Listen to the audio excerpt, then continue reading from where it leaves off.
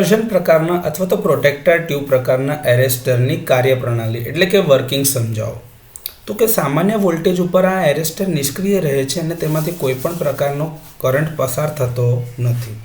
પરંતુ જ્યારે સિસ્ટમમાં હાઈ વોલ્ટેજ એટલે કે ઉચ્ચ વોલ્ટેજ સર્જ લાઇટનિંગ સર્જના લીધે અથવા તો સ્વિચિંગ સર્જના લીધે આવતા હોય છે ત્યારે સિરીઝ ગેપમાં પોટેન્શિયલ ડિફરન્સ આ જે સિરીઝ ગેપ દેખાય છે એમાં પોટેન્શિયલ ડિફરન્સ વધી જાય છે.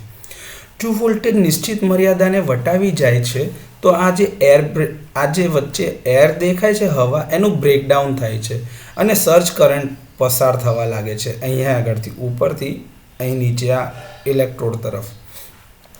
સર્જ કરંટ ટ્યુબની અંદર એક આર્ક બનાવે છે જેના લીધે એક આર્ક પ્રોડ્યુસ થાય છે. હવે આ આર્કના લીધે તાપમાન વધી જાય છે અથવા તો ગરમી વધે છે અને આ જે અરેસ્ટરની અંદરમાં જે ઇનર વોલની અંદરમાં એટલે કે જે અંદરની દિવાલો છે ત્યાં આગળ જે આર્કનું ક્વેન્ચિંગ મટીરિયલ જે લગાડ્યું હતું એને વેપરાઇઝ કરે છે જેના પરિણામે પાણીની વરાળ અને CO2 જેવા વાયુઓ ઉત્પન્ન થાય છે. અહીં આગળ ઇલેક્ટ્રોડની અંદર અહીંયા જે પ્રોટેક્ટર ટ્યુબ દેખાય છે એમાં આ વાયુ નીચલા ઇલેક્ટ્રોડ મારફતે એટલે આ જે દેખાય છે લોઅર ઇલેક્ટ્રોડ એના મારફતે બહાર નીકળે છે અને ઝડપથી ફેલાય છે.